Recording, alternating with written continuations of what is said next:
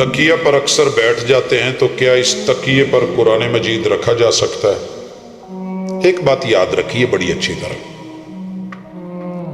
بر صغیر میں ادب کم چونچلے زیادہ ہیں، ادب کم چونچلے زیادہ ہیں۔ یہاں آپ اکثر سنتے ہیں، یہاں عبارتیں کاٹ کے کلپ بنائے جاتے ہیں اپنی مشہوریوں کے لیے، اور نیچے بیٹھے جو ماشاءاللہ چوچے اور طوطے، ان کی جو کنڈیشن ہوتی ہے، ان بیچاروں کو کک کا علم نہیں ہوتا، لیکن اوپر اپنی رائے پاس کر رہے ہوتے ہیں۔ پہلی چیز یاد رکھیے کہ ادب میں اور پریکٹیکل میں اگر کہیں فرق آ جائے تو باتیں مت اٹھائیں۔ ہمارے ہاں مشہور ہے کہ قطبی تارے ال پیر کر کے سونا نہیں چاہیے۔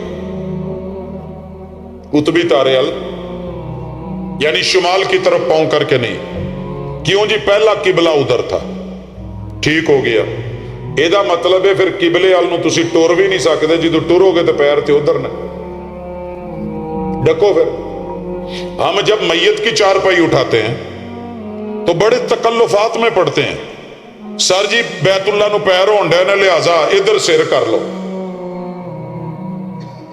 ہم جا رہے ہیں بیت اللہ سے واپس، پچھلے پیری ٹرو۔ یہ ادب حضور علیہ الصلوۃ والسلام کا کوئی ادب نہیں۔ صحابہ میرے حضور سے آگے بھی چلتے تھے، دائیں بھی چلتے تھے، بائیں بھی چلتے تھے۔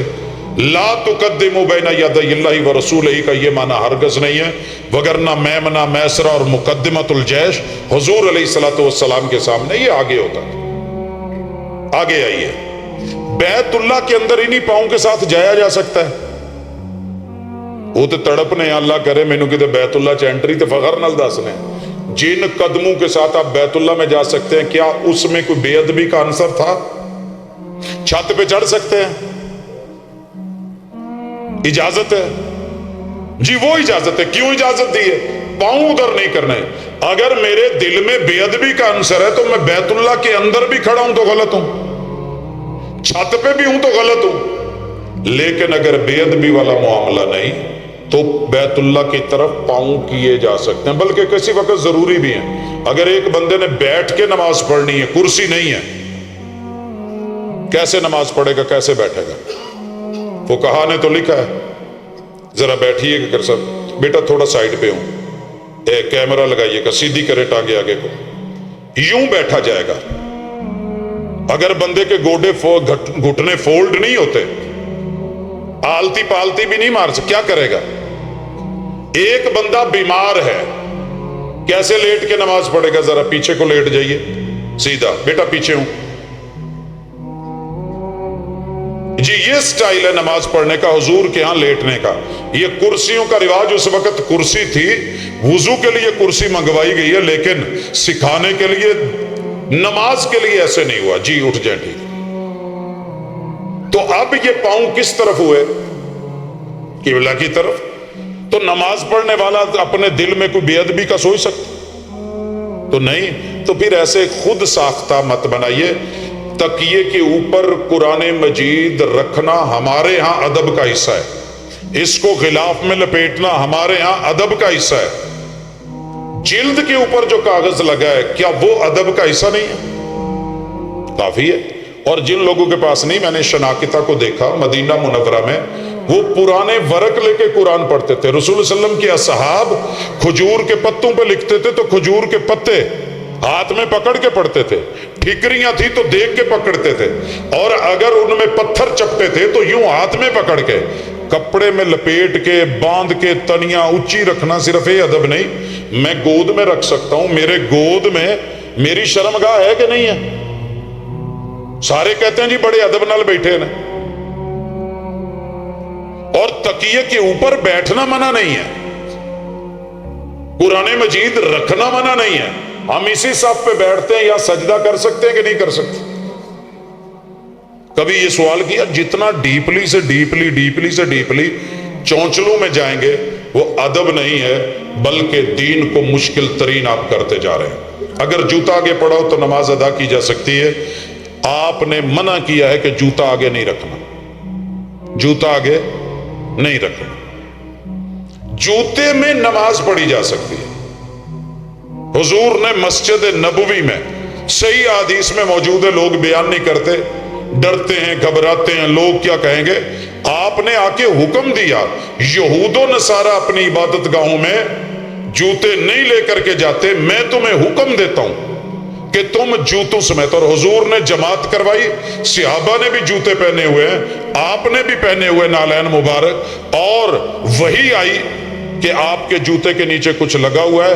آپ علیہ الصلوۃ والسلام نے نماز میں جوتے اتار دیے، میرے نبی کے یاروں نے بھی اتار دیے، سلام پھیر کے آپ نے پوچھا کیوں اتارے ہیں؟ مجھے تو وہی آئی تھی نیچے۔ انہوں نے کہا حضور ہم یہ نہیں دیکھتے کیوں، آپ کو دیکھا اتارتے ہم نے اتار دیے، آپ نے کہا پہننے کا ہم نے پہن لیے۔ تو یہ اصل ادب ہے، یہ احترام ہے، یہ تقاضا ہے۔ ہاں اگر آپ نے جوتے اتارنے تو بائیں طرف اتاریں، دائیں طرف نہیں۔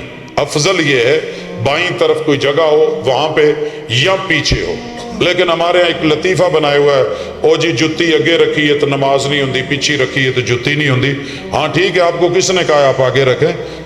اہتمام کریں، جن لوگوں نے دین سیکھا ہے وہ لوگ موبائل بھی رکھ کے پیچھے آتے ہیں اور ان کی نماز بھی ہو جاتی ہے اور ان کے موبائل بھی رہتے ہیں۔ عدالت کے ذریعے 2 ماہ کے وقفے سے 3 طلاقیں ہو چکی ہیں، 2 سال بعد اب وہ رجوع کرنا چاہتا ہے۔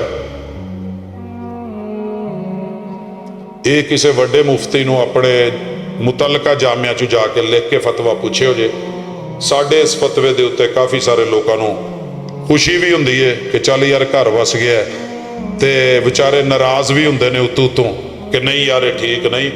سنت طریقہ ہی ایک ہے کہ آپ طلاق صرف ایک دیں گے، جن مرضی غصے چو وہ طلاق ایک دینی ہے، تے 100 دفعہ بھی بولو ہوئی ایک ہی ہے۔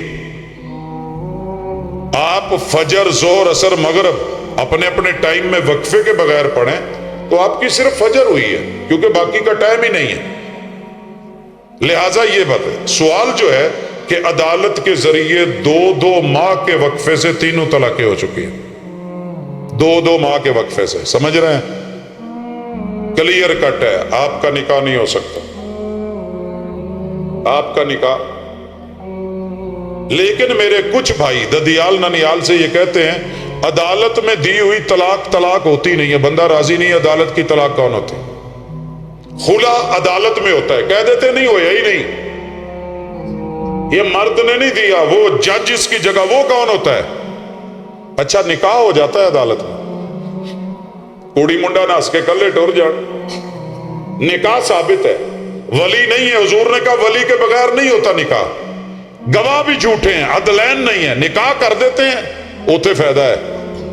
طلاق نہیں ہوئی، خلا نہیں ہوا تو پہلے بیٹھ کے فیصلہ کر لے، اس کے بعد انشاءاللہ اس کو ریٹن فارم میں 3 مسلکوں کے پاس بھیج دے، سنیوں کے پاس بھی، وہابیوں کے پاس بھی، اہل تشیع کے پاس بھی، جو اس کا جواب آئے گا اس کے بعد پھر اس پہ فیصلہ لیجیے گا، میرے کلے تے نہ رہا جائے۔ رجوع 3 ماہ کے اندر ہوتا ہے، اگر ایک طلاق دی اس کے بعد 3 ماہ ٹائم ہے، رجوع کر لے، رجوع کر لیا بسم اللہ، نہیں ہوا نیا نکاح نئے گواہ، جہاں مرضی آپ، اگر کوئی اور جگہ نہیں اسی جگہ دوبارہ ملنا ہے تو آپ نیا نکاح کر سکتے، نئے گواہ، یہ ہے مسنون طریقہ، وہاں پہ اس طرح کی ضرورت نہیں آتی۔ دعا میں آپ کے واسطے یا وسیلے سے دعا، رسول اللہ صلی اللہ علیہ وسلم نے کیا کہا ہے؟ اذان سنو، جو مؤذن کے ویسے کہو، حی علی الصلاۃ حی علی الفلاح لا حول ولا قوۃ الا باللہ بولو، اور پھر میرے لیے وسیلے کا، فضیلت کا اور مقام محمود کا سوال کرو، اللہم رب ھذہ الدعوۃ التامہ والصلاۃ القائمہ آت محمدا الوسیلۃ والفضیلۃ وابعثہ مقام محمودا۔ اللہ محبوب کو وسیلہ عطا کر، اللہ محبوب کو یہ فضیلت عطا کر، اللہ مقام محمود جو پوری بنی نوع انسان میں صرف ایک کو ملنا ہے، اللہ وہ ہمارے محبوب امام الانبیاء کو دیجیے۔ جو یہ کہے گا میرے پہ درود بھیجے گا، اس کی شفاعت میرے لیے واجب ہو جائے گی۔